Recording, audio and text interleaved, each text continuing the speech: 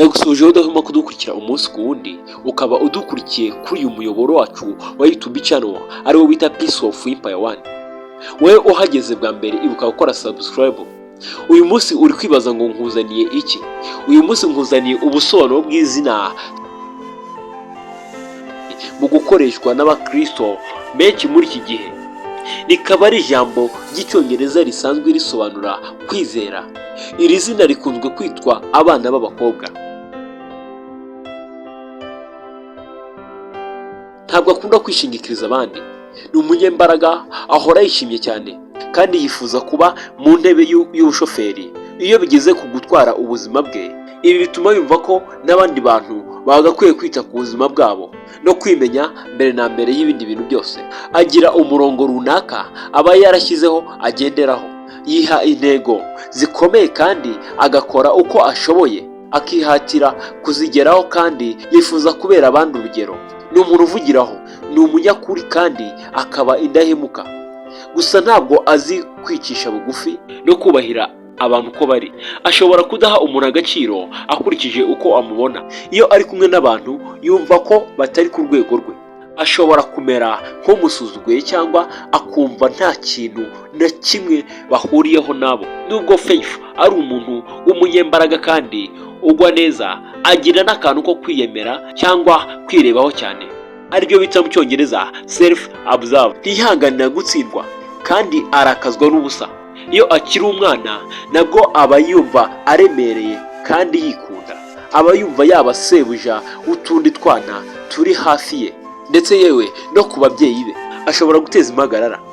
Kuba yavuka ari ikinege ntibyaba byiza na gato kuri uyu mwana uba wumva isi yose yikaragira kuri we. Kumushyira mu bikorwa bimuhuza n'abandi bana byamufasha kwiga kubana n'abandi bana no kwita ku marangamutima yabo, kugira ngo abone ko abo bana cyangwa se abo bantu nabo bari kuri level imwe cyangwa se ari kimwe. Ikindi kandi akunda kubaho ari uyoboye. Kuba hari abantu runaka bubaha itegeko atanze ni ibintu by'ingenzi cyane kuri we.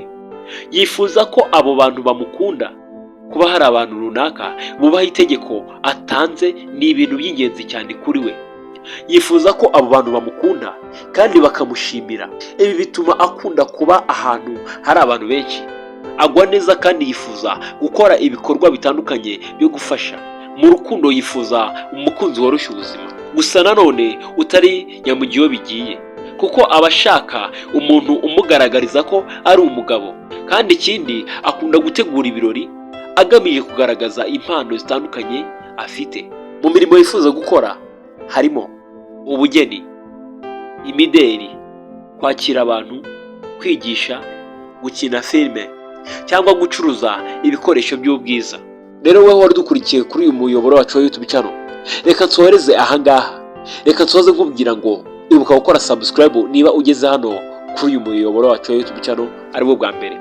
Wibuke gufungura inzogera, ujye muri comment wandike comment yawe wumva ikunogeye, kuko izi comment zanyu ziradukomeza kandi zikadutera courage. Rero uwabagezagaho ubusobanuro bw'iri zina cyangwa se n'ibindi biganiro bigiye bitandukanye ni Theos. Reka rero dusubikira ahangaha, tuzabane mu kiganiro cy'ubutaha. Cyangwa se nawe niba hari izina wumva yuko nagusobanurira, uzashyire muri comment cyangwa se ukatubwira kuri nimero zacu za WhatsApp urasanga muri description. Rero nakagaruka, amahoro y'Imana akomeze abane namwe. Ciao ciao.